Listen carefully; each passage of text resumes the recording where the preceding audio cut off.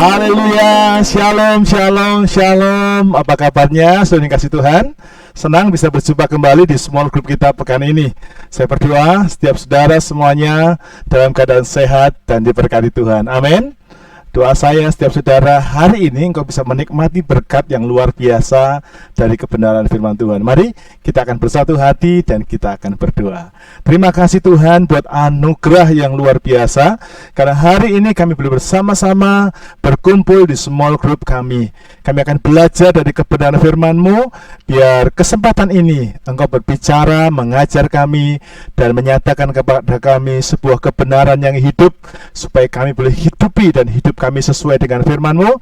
Dan tentu saja kelak ketika kami dipanggil pulang ke rumah Bapa, semua kami berkenan dan mendapatkan mahkota kemuliaan. Di dalam nama Tuhan Yesus Kristus, kami siap untuk diberkati dengan firman Tuhan ini. Haleluya, amin. Puji Tuhan. Selain dikasih Tuhan, kita bersyukur hari ini kita boleh ada di small group kita kali ini. Amin. Nah, small group kita kali ini akan mengambil sebuah tema, yaitu hidup sebagai pelayan Tuhan. Mari kita ucapkan bersama-sama. 2, 3. Hidup sebagai pelayan Tuhan. Nah, pelajaran ini sungguh sangat penting bagi kehidupan kita.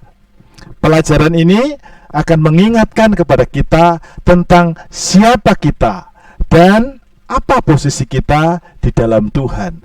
Catatan penting yang harus kita pahami lebih dahulu adalah bahwa kita adalah pelayan Tuhan. Amin. Katakan sama-sama, saya adalah pelayan Tuhan. 2, 3. Saya adalah pelayan Tuhan. Amin. Nah, sejak kita percaya dan menerima Tuhan Yesus sebagai Tuhan dan Juru Selamat kita, saudaraku, maka kita ini secara otomatis menjadi pelayan Tuhan. Amin. Kita adalah seorang hamba Tuhan. Artinya kita adalah seorang pelayan yang harus bekerja untuk Tuhan Yesus. Kita adalah seorang pelayan, seorang hamba yang harus taat kepada perintahnya Tuhan Yesus. Ingat, kita adalah seorang pelayan yang harus menyelesaikan pekerjaan Tuhan Yesus di atas muka bumi ini. Amin. Karena itu, sebagai pelayan Tuhan, kita mesti sadar lebih dulu bahwa kita adalah pelayan Tuhan. Amin. Nah, seringkali kita lupa bahwa kita ini melayan. Ya, seringkali kita nggak sadar bahwa kita adalah pelayan Tuhan. Kita merasa bahwa diri kita ini bos. Kita merasa bukan apa-apanya Tuhan. Ya, sehingga yang kita lakukan dalam hidup ini, kita sama sekali tidak menyentuh, tidak mengerjakan pekerjaannya Tuhan buat kita yang harus kita kerjakan, karena kita pelayannya. Seperti seorang pelayan dipercayakan oleh bos, ayo kamu kerjakan ini. Tapi sampai Tuhan itu datang, Tuhan itu melihat semua pekerjaan yang dipercayakan kepadanya tidak diselesaikan dengan baik. Betapa kecewa dan sedihnya hati Tuhan kita. Ya, demikian juga dengan kita sebagai pelayan Tuhan, seharusnya kita mengerti lebih dulu siapa kita dan apa posisi kita, sehingga kita bisa mengerjakannya. Oleh karena itu, sebagai pelayan Tuhan, tentu kita harus tahu apa yang harus kita lakukan. 2 Timotius pasal 4 ayat 1 sampai dengan ayat yang kelima, saya ingin mengajak kita semuanya untuk membaca bersama-sama firman Tuhan ini. Amin. Siap semuanya? 2 Timotius pasal 4 ayat 1 sampai dengan ayat yang kelima. Mari sama-sama kita akan membaca dengan suara yang keras. 2, 3. Di hadapan Allah dan Kristus Yesus yang akan menghakimi orang yang hidup dan yang mati, aku berpesan dengan sungguh-sungguh kepadamu demi penyataannya dan demi kerajaannya. Beritakanlah firman, siap sedialah, baik atau tidak baik waktunya. Nyatakanlah apa yang salah, tegurlah dan nasihatilah dengan segala kesabaran dan pengajaran. Karena akan datang waktunya, orang tidak dapat lagi menerima ajaran sehat, tetapi mereka akan mengumpulkan guru-guru menurut kehendaknya untuk memuaskan keinginan telinganya. Mereka akan memalingkan telinganya dari kebenaran dan membukanya bagi dongeng. Tetapi kuasailah dirimu dalam segala hal. Sabarlah menderita, lakukanlah pekerjaan pemberita Injil, dan tunaikanlah tugas pelayananmu. Haleluya. Secara sederhana, sebagai pelayan Tuhan, Alkitab berkata, 2 Timotius 4 ayat 1, di hadapan Allah dan Kristus Yesus yang akan menghakimi orang yang hidup dan yang mati, aku berpesan dengan sungguh-sungguh kepadamu demi penyataannya, demi kerajaannya. Saudaraku, kita semua bertanggung jawab di hadapan Tuhan. Amin. Kita semua bertanggung jawab di hadapan Tuhan. Kita bertanggung jawab untuk mempertanggungjawabkan apa yang sudah kita kerjakan selama di muka bumi. Ya, mengapa? Karena kita adalah pelayannya Tuhan. Tuhan itu adalah bos besar kita. He is the big boss. Amin. Dia adalah bos besar kita. Jadi kita ini bertanggung jawab. Apapun yang saudara lakukan di atas muka bumi ini, kecil, besar, mudah, ataupun berat, dengarkan, kita bertanggung jawab kepada Tuhan sebagai bos besar kita. Nah, mari kita lihat sama-sama apa tanggung jawab seorang pelayan Tuhan. 2 Timotius pasal yang keempat, dalam ayat yang kedua dikatakan, beritakanlah firman, siap sedialah baik atau tidak baik waktunya, nyatakanlah apa yang salah, tegurlah dan nasihatilah dengan segala kesabaran dan pengajaran. Yang pertama, tanggung jawab kita adalah kita harus menceritakan firman Tuhan kepada siapapun. Saya mencoba untuk memberikan sebuah pengertian yang simpel bahwa kita ini punya tanggung jawab, yaitu kita harus bisa cerita. Katakan sama-sama, saya harus mau cerita tentang firman Tuhan. 2, 3, saya harus mau cerita tentang firman Tuhan. Amin. Sekali lagi katakan, saya harus mau cerita tentang firman Tuhan. 2, 3, saya harus mau cerita tentang firman Tuhan. Amin. Kepada siapa? Kepada siapapun. Kepada temanmu, kepada sahabatmu, kepada orang-orang yang Anda kenal. Saudara harus cerita, saudaraku. Artinya gini, kita ini harus mau, kita ini harus bisa cerita kepada teman-teman, kepada sahabat, kepada keluarga yang dipercayakan Tuhan kepada kita. Kalau Anda ketemu dengan siapapun sebagai temanmu, itu artinya engkau punya tanggung jawab untuk ceritakan kepada mereka tentang apa yang saudara sudah alami bersama dengan Tuhan. Itu sebabnya sebagai orang yang percaya kepada Tuhan, saudara dan saya harus mengalami perubahan hidup. Amin. Saya tekankan bagi Anda yang memutuskan untuk bergabung bersama-sama dengan kami, menjadi bagian dari keluarga Alpha Center, mari putuskan ini bersama-sama. Apa? Mari kita putuskan untuk kita berubah. Amin. Ada sesuatu yang maju, ada sesuatu yang berbeda dari sebelumnya. Nah, ketika saudara memutuskan untuk berubah, ada perubahan hidup dalam hidupmu bersama dengan Tuhan, maka saudara bisa cerita kepada orang lain.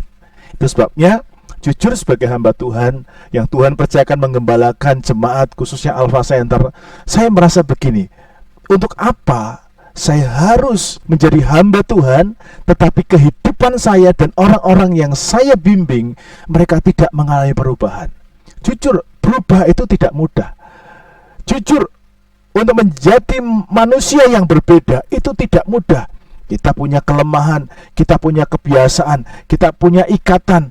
Ada yang bertahun-tahun sebagai orang Kristen masih kita lakukan. Ya, kehidupan lama kita masih ada. Tapi kalau kita nggak berubah, kita nggak bisa cerita loh sama orang lain. Amin. Kalau kita nggak ngalamin perubahan, kita nggak bertumbuh, nggak bisa cerita. Itu sebabnya saya dorong setiap saudara, engkau dan aku bertanggung jawab di hadapan Tuhan untuk berubah. Kenapa? Karena setelah itu kita harus cerita kepada orang. Kenapa kita nggak bisa cerita sama orang lain tentang kebaikan Tuhan dalam hidup kita? Karena kita sendiri belum pernah mengalami. Amin. Nah, saya Di tempat ini, kalau Anda dengar pengajaran-pengajaran yang Tuhan izinkan harus saya sampaikan lewat mulut saya, Anda bisa dengar bagaimana saya begitu serius untuk mendorong setiap saudara, ayo berubah, ayo baca firman, ayo berdoa. Kenapa? Karena itu sudah lebih dulu mengubah hidup saya. Saya begitu ngotot, ayo baca firman, ayo baca firman. Firman itu yang bisa membuat saya bisa meninggalkan kehidupan saya yang lama. Dulu saya begitu sulit terikat dengan kehidupan lama. Saya dulu seorang perokok juga. Saya dulu adalah orang yang kecanduan dengan bola dan lain sebagainya. Tapi ketika saya mengenal Tuhan, ketika saya bertumbuh dan membaca firman setiap hari, saya merasakan firman itu mengubah hidup saya. Keluarga saya diubah. Ya, dulu keangkuhan begitu kuat dalam hidup saya. Ya, dulu susah kita meminta maaf sama orang lain. Tapi firman mengubah hidup saya. Itu sebabnya saya bisa cerita kepada saudara, firman Tuhan sudah mengubah hidup saya. Nah, kita sekarang saudaraku, tanggung jawab kita yang pertama, kita harus cerita loh sama orang lain. Itu sebabnya saudara harus berubah dan saudara harus mengalami. Amin. Jadi apa yang mesti kita ceritakan? Ceritakan apa yang Anda alami bersama dengan Tuhan. Misalnya, wah, saya sejak di Alpha Center, saya alami banyak hal loh. Saya belajar sabar, saya belajar mengampuni, saya belajar baca firman, dan hasilnya, wah, luar biasa. Saya dan keluarga mengalami perubahan hidup. Nah, apa yang Anda alami ini coba ceritakan kepada orang lain. Untuk apa? Supaya mereka juga tertarik untuk bisa mengenal Tuhan. Mereka juga tertarik untuk percaya Tuhan. Mereka juga bisa tertarik untuk mencari Tuhan dan berubah. Ini yang pertama. Kita punya tanggung jawab untuk menceritakan tentang apa yang kita sudah alami kepada orang lain. Yang kedua, beritakanlah firman, siap sedialah baik atau tidak baik waktunya. Nyatakanlah apa yang salah, tegurlah dan nasihatilah dengan segala kesabaran dan pengajaran. Yang kedua, tanggung jawab kita adalah kalau ada teman yang salah, ayo bimbing dan nasihati mereka dengan kasih dan kesabaran. Firman Tuhan berkata, nyatakanlah apa yang salah, tegurlah dan nasihatilah dengan segala kesabaran dan pengajaran. Kita harus membimbing saudara kita, teman kita, kalau mereka ada salah. Tapi dengan catatan, harus sesuai dengan firman Tuhan. Kita harus menasihati mereka sesuai dengan firman Tuhan. Oleh karena itu, ada satu hal yang penting supaya kita bisa ceritakan tentang kebaikan Tuhan, membimbing mereka sesuai dengan firman, yaitu kita harus memahami 4 prinsip daripada pelayan Tuhan. Mari kita akan lihat sama-sama 2 Timotius pasal yang keempat ayat yang kelima. Tetapi kuasailah dirimu dalam segala hal, sabarlah menderita, lakukanlah pekerjaan pemberita Injil, dan tunaikanlah tugas pelayananmu. Saudara yang dikasihi Tuhan, tanggung jawab yang dipercayakan Tuhan kepada kita untuk dikerjakan itu bukan tanggung jawab yang asal dikerjakan. Saudara tidak akan pernah bisa lakukan kalau engkau tidak menghidupi 4 prinsip ini. Karena itu kita mesti pahami satu demi satu, supaya sebagai pelayan Tuhan engkau bisa menceritakan tentang kebaikan Tuhan. Yang kedua, engkau bisa menasehati mereka. Yang pertama prinsipnya adalah kuasailah dirimu dalam segala hal. Nah, kata kuasai diri yang dituliskan di dalam 2 Timotius 4 ini berasal dari kata Yunani yaitu nepo. Nah, kata nepo itu artinya menjadi sadar, menjadi tenang, berhati-hati. Itu arti kata menguasai diri. Jadi arti kuasailah dirimu dalam segala hal itu artinya jadilah sadar dalam segala hal, jadilah tenang dalam segala hal, berhati-hatilah dalam segala hal. Mengapa? Karena jujur sebagai seorang hamba Tuhan, jujur sebagai pelayan Tuhan, ya, kita ini bisa jatuh. Kita ini bisa jadi kita nggak jadi berkat buat orang lain. Ya, kita terpancing dengan emosi, kita nggak sadar kita pelayan Tuhan, kita marah, emosi, lalu orang lain lihat, katanya pelayan Tuhan. kok emosi? Ya. Karena itu firman Tuhan berkata, kuasailah dirimu. Artinya kau sadar kau hamba Tuhan. Kau menjadi tenang dalam setiap keadaan.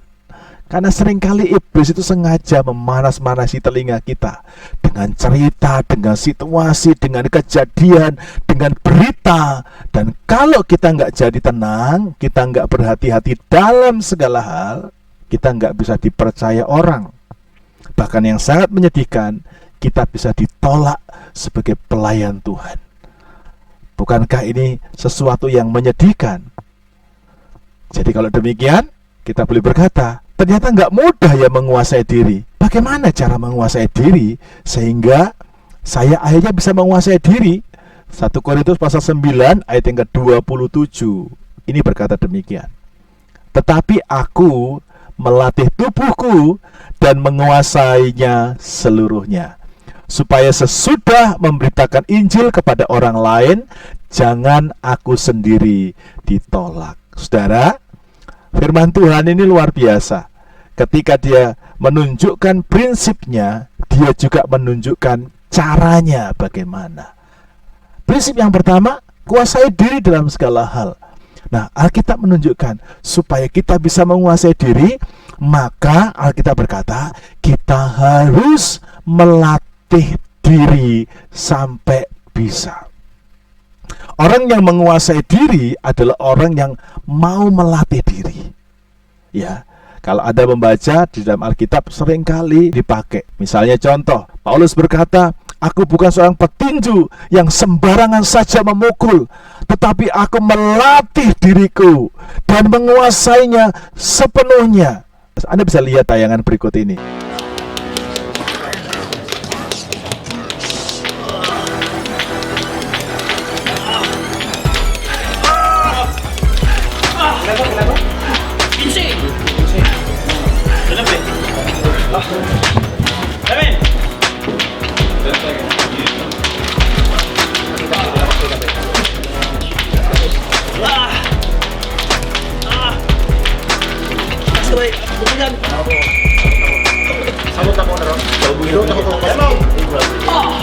Ulang, aray.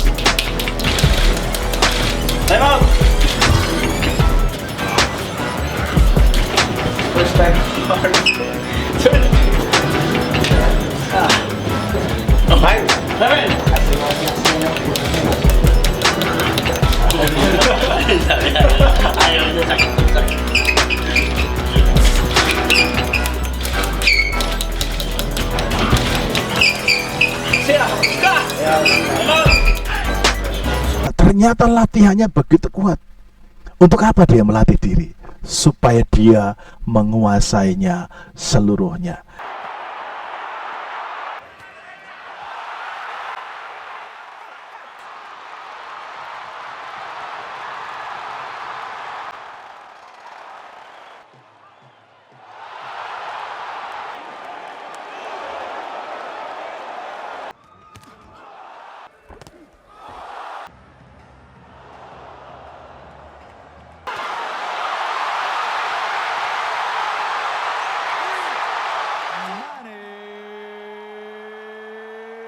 Demikian juga dengan kehidupan kita. Kalau Bapak Ibu Saudara sekalian pengen bisa menguasai diri, maka saudara harus latihan. Amin. Kita harus latihan. Alkitab berkata, latihlah dirimu beribadah, latihlah dirimu baca Alkitab. Jadi saya percaya bahwa baca Alkitab itu tidak semua orang langsung bisa baca Alkitab. Tapi kita harus latihan. Kalau sudah terlatih setiap hari suka baca Alkitab, maka saudara terbiasa. Engkau menguasai diri dan engkau bisa baca Alkitab. Berdoa, saudara juga harus latihan. Ke gereja, latihan. Ada orang yang Senin Kamis kenapa nggak pernah mau latihan? Tapi di satu sisi yang lain, saudara mungkin punya tanggung jawab pelayanan di gereja. Anda mungkin sebagai seorang song leader, pemimpin pujian, Anda sebagai seorang pemain musik, Anda sebagai seorang singers, Anda sebagai seorang host, Anda sebagai apapun tugas saudara. Ingat loh ya, kita harus melatih diri supaya bisa menguasai. Saya sampai dengan hari ini Bapak Ibu Saudara, saya masih belajar. Saya belajar dari orang lain, saya belajar dari buku-buku, saya belajar dari video, saya belajar bagaimana untuk mengembangkan kemampuan, bagaimana mengembangkan keahlian, harus terus belajar. Ya, dulu saya tidak bisa berbicara dengan baik. Saya belajar. Dulu saya tidak bisa menyajikan sebuah tayangan video yang baik. Kalau Anda lihat video-video kami sebelumnya, mungkin kalau sekarang kita tertawa.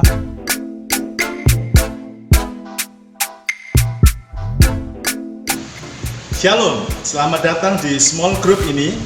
Dan selamat memulai minggu pertama dari small group kita di tempat ini. Shalom, selamat datang kembali di small group di tempat ini. Saya Pendeta Gerson.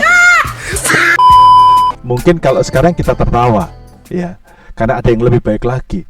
Tapi bagaimana bisa sampai dengan detik ini? Saya belajar. Nah, coba Anda bayangkan, untuk bisa berbicara di depan orang itu juga perlu latihan. Makanya termasuk di small group saudara juga harus belajar.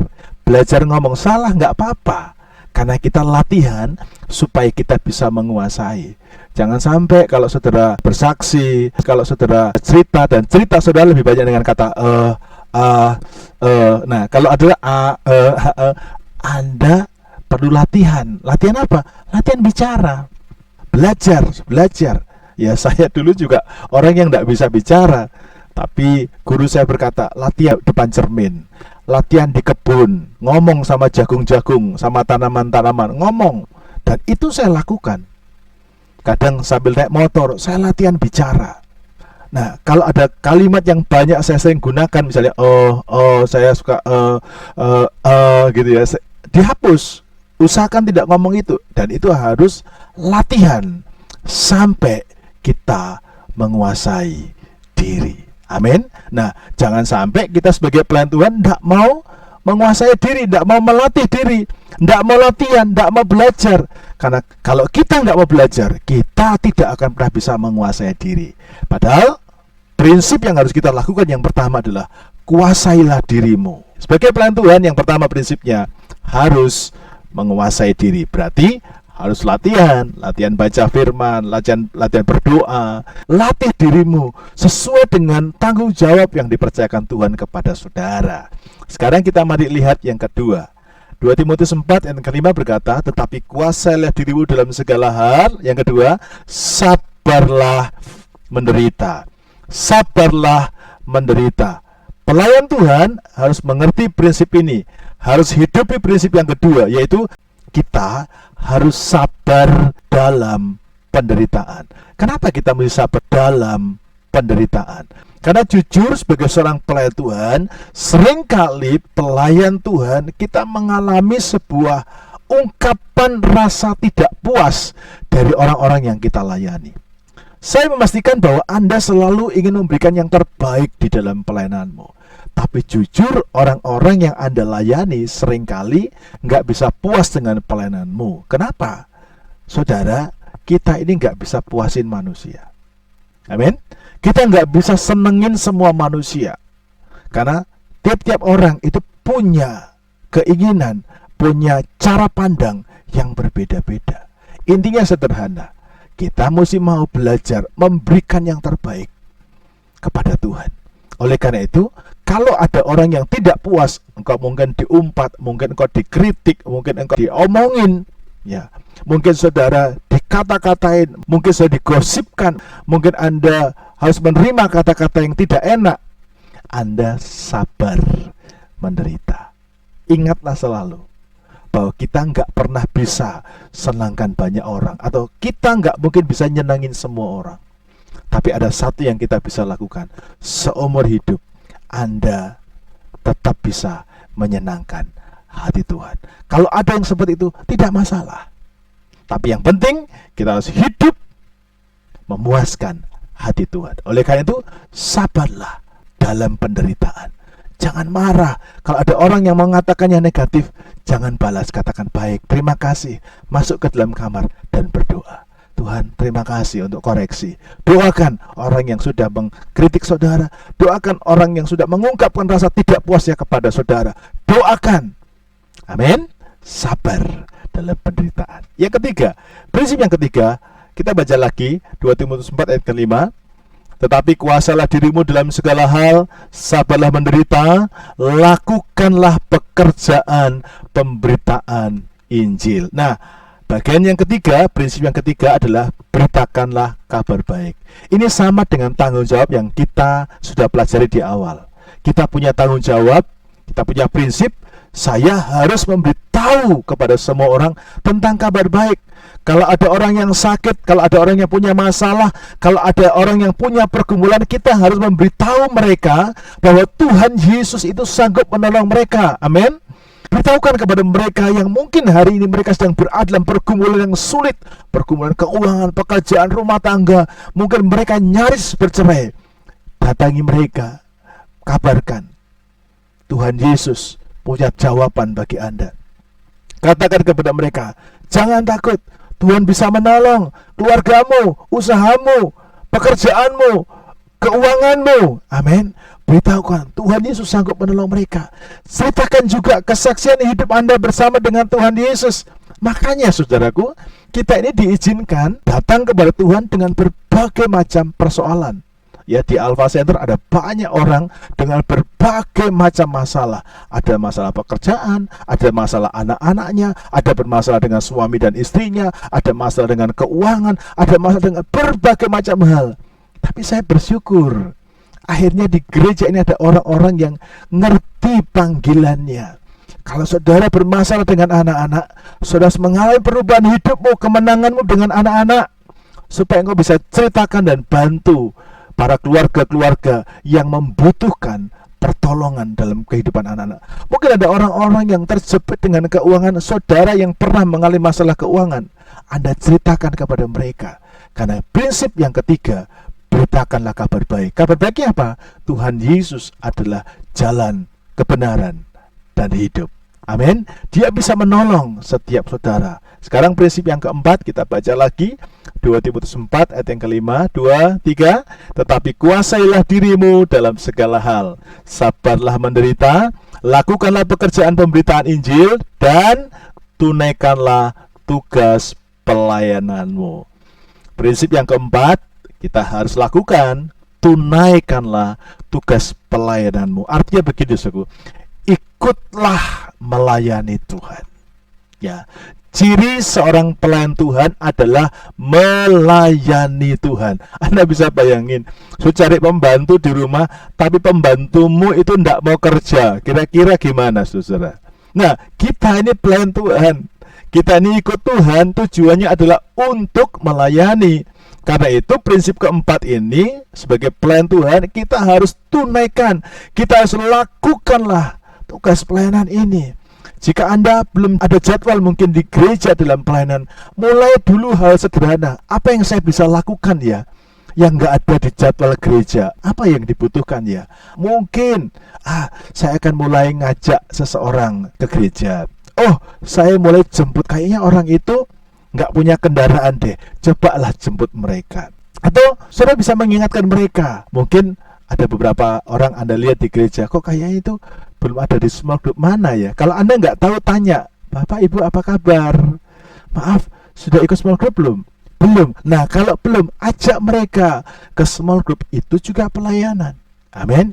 Ada banyak pelayanan yang saudara dan saya bisa lakukan. Oleh karena itu, sebagai pelayan Tuhan, prinsip keempat ini harus kita miliki. Kita harus melayani. Kita semua harus terlibat di dalam pelayanan. Oleh karena itu, saya ajak setiap saudara, ayo jalankan prinsip yang keempat ini. Sebagai pelayan Tuhan, kita harus melayani Tuhan. Dan ingatlah, kalau kita terlibat dalam pelayanan, 2 Timotius 4 ayat yang ke-8, sebagai ayat terakhir kita akan baca sama-sama. 2, 3. Sekarang telah tersedia bagiku mahkota kebenaran yang akan dikaruniakan kepadaku oleh Tuhan, Hakim yang adil pada harinya. Tetapi bukan hanya kepadaku, melainkan juga kepada semua orang yang merindukan kedatangannya. Ya, firman Tuhan ini disampaikan oleh seorang hamba Tuhan bernama Rasul Paulus. Dia berkata, sekarang tersedia bagiku mahkota kebenaran yang dikaruniakan oleh Tuhan, Hakim yang adil. Saya tertarik untuk menggarisbawahi kata Hakim yang adil. Jadi Tuhan sebagai Hakim yang adil itu bukan hanya menghukum, tapi Dia juga memberikan penghargaan kepada setiap Anda yang sudah melayani. Karena itu sebagai pelayan Tuhan, ayo layani Tuhan. Kenapa? Karena ada mahkota kebenaran yang disiapkan oleh Tuhan bagi semua orang. Kelak kita akan menerima mahkota dari Tuhan. Hakim yang adil itu, Dia setia, Dia luar biasa, Dia pasti akan memberkati kita semuanya. Amin. Kiranya lewat pelajaran ini, saudara dan saya sadar kita adalah pelayan Tuhan. Ayo hidupi sesuai dengan firman Tuhan. Kita punya tanggung jawab besar untuk memberitakan Injil dan mengingatkan saudara-saudara kita dengan 4 prinsip yang diajarkan oleh Tuhan. Kiranya pelajaran ini jadi berkat buat semua kita. Mari kita akan bersatu hati, kita berdoa. Terima kasih Tuhan, sungguh kami bersyukur untuk pelajaran hari ini. Kiranya semua kami dibuat mengerti, dan akhirnya kami menyadari bahwa kami adalah pelayan-pelayan Tuhan yang harus bekerja dan melayani sesuai dengan panggilan kami masing-masing. Berkati sharing kami hari ini, dalam nama Tuhan Yesus kami berdoa. Haleluya. Amin. Puji Tuhan. Sekarang waktunya kita akan sharing. Seperti biasa, bagikan kepada kami apa berkat yang sudah dapatkan dari pelajaran ini. Yang kedua, ingat, apa komitmen saudara setelah saudara tahu bahwa kita semua adalah pelayan Tuhan. Mari saya tunggu kesaksian saudara. Silakan Anda juga menuliskan di form respons yang dibagikan oleh para host. Tuhan Yesus memberkati. Sampai jumpa minggu depan. Shalom, shalom, shalom.